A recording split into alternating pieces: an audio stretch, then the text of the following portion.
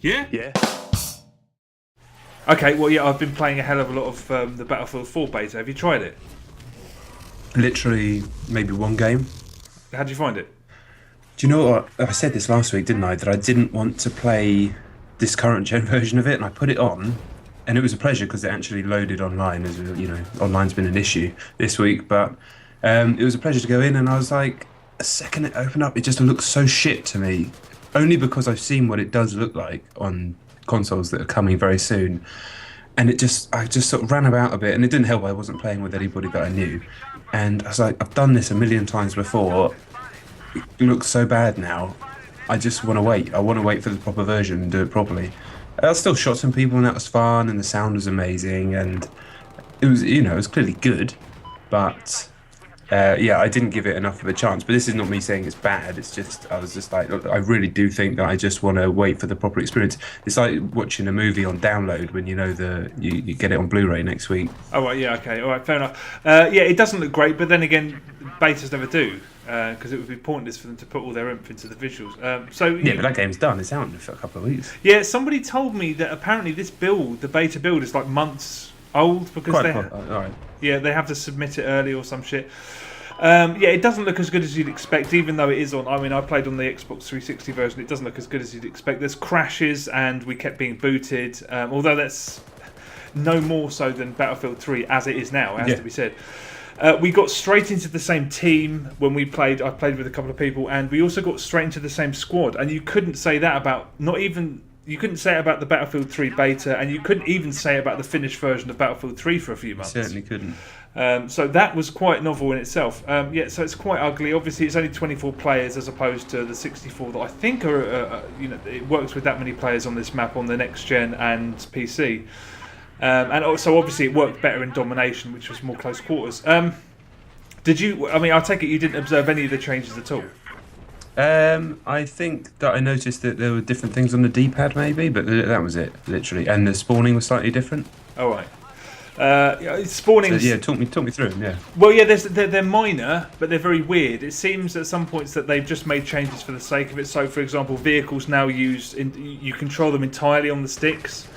So you don't accelerate and decelerate, you do it on the thumbsticks. Apparently you can change it back in the menus to there's like a classic setting because it just like Halo style now. Yeah. But in Battlefield it just felt wrong, or at least it felt wrong to me. It felt like a change that wasn't necessary. They've swapped the melee button, so it's the COD melee button, and B is now crouch. So it's basically Call of Duty controls, which is fair enough. But again, I think that setting's called Veteran. You can choose Veteran settings and then go back to the original Battlefield 3 buttons. Spotting people is now right bumper, which at first I thought was a pain in the neck, but the more you do it, because at first I was having to use my trigger finger, but soon enough you put both fingers on those two buttons, and it's actually far quicker and far more efficient than using the select button as you did in Battlefield 3. And you can't change that incidentally, so you better get used to it. You die very quickly, but that happened again. That's the same as the Battlefield 3 beta. I remember at that time, loads of my friends were like, "Oh, it's turned into Call of Duty." No, it hasn't. It's just, I'm sure it's part and parcel of being a beta, because, that's just what they do, I guess. The map is absolutely fantastic. Did you play Domination or Conquest when you played it? Conquest. Okay. So there was vehicles and stuff? Yeah, there were vehicles, yeah. Okay. Well, yeah, it's a really great. It's a classic Battlefield map. There's a lot of elevators. I mean, especially the tower in the middle of B. There's an elevator up there. It's really cool when there's a load of guys at the top. So 4 of you have to strategically use the elevators to get up at different times and take different sort of points and stuff. That's genius. It's like a classic DICE touch. It's weird how. There's friends of mine that really didn't like Battlefield 3 after all because they thought it was too realistic. And they were always saying, Bad Company 2 was the real one. This seems like a calculated effort to step a little bit away from Battlefield 3. So the kill cams especially, when you get killed, it's not as sort of frank as it was in Battlefield 3. You'll see a fluorescent sort of lit kill cam highlighting your killer as he runs around. And enemy movement's a little kind of... It's not as realistic either. I don't know. It seems kind of sort of bit more robotic. There are some really nice touches. I mean, one of the best ones is that if you get a really large kill assist, in Battlefield 3 you could get a 99 kill assist, which means you basically killed someone and somebody else fired the final bullet. Yeah. In this, it will give you the final kill for that. Tanks replenish their health even if they're under 50%. So in Battlefield 3, if you were under 50%, it would start depleting and you have to fix it. Which was quite nice. There's a very nice gap for if you get knifed. If you shoot the knifer, the knifey will be fine if you shoot him in the middle of that animation. Whereas in Battlefield 3, if you shot the knifer, both of them would be dead, which I suppose is quite nice. I don't know whether they'll change that because it's quite forgiving at the moment. Right. Also, there's I think this is actually something to do with the fact that the beta is a little bit sketchy, but there were numerous occasions when I was a medic and I couldn't revive people more than one time. Okay. So as soon as you revived them, if they got killed again, they'd lay dead. I think that's a fault because there were other times when it did work fine and I could keep reviving someone. What's different, and I don't know how I feel about this, is that when you revive someone, they only come back at 20% health, whereas before they come back at around 20, but their health would zip up really quickly. Yeah. Now it's just 20%, and yeah, obviously they have to go and sort of hide. Did you use any of your throwing down med packs or anything like that when you were playing it? Yeah, I chucked a couple of mid packs, but that was about it. Did you notice how they kind of flew around a little bit? I can't say I did. No. I wasn't really playing it that much, to be honest. Like I said, I think I'm going to wait. Okay, right, that's fair point. But yeah, if there's someone in the vicinity, rather than throw it down in front of you like you have done in the past, you'll kind of fling it at the person, which is annoying. Right. If someone runs past you while you're trying to throw one on the ground for yourself, it will fling it at them.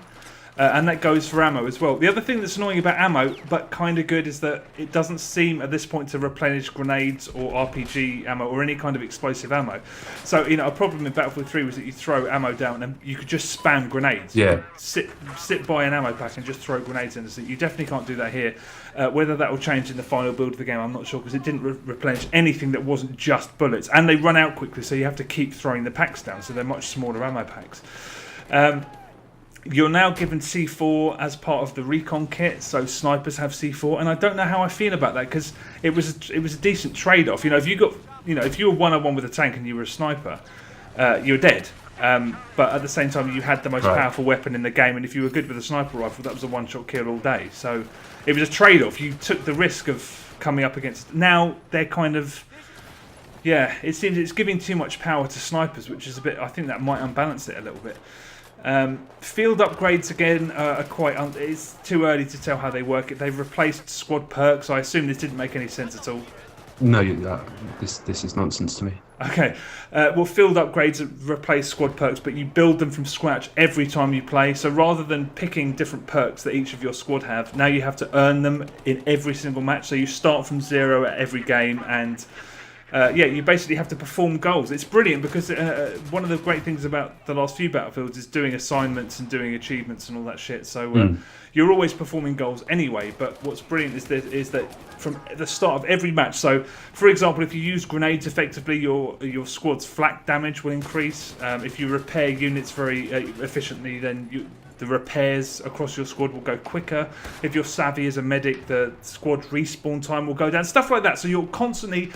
In an ideal world, what you do is every single member of your squad will be a different class doing different things. And then by sort of the second half of the match, you'll be sort of this behemoth with all of these additional perks. There's some spectacle, even on the 360. When that building falls at the beginning of the map, it does look it still looks pretty great, even though the frame rate sort of descends into absolute shite. I think it's great, but then again, I always was going to, because it's Battlefield. I'm interested to see whether they keep some of these changes that they've made or whether they ditch them, because some of them really do change Battlefield quite drastically. But then they always do that, so we'll see, I guess. But overall, you're into it? Big time, yeah, I've really enjoyed it. I'm going to go back and play some more in a bit. I've done several hours, and yeah, it's looking really, really great at this point. Interesting. Yeah, I am. I definitely will play it on PS4 or Xbox One or whatever I end up getting, but it was tough as well coming from GTA to that in terms of visuals. I was like, I just want to wait. Yeah, it doesn't look great, I'll give it that. But it was nice. It was like unpeeling a little bit of your Christmas present early. I'm liking it. Nice.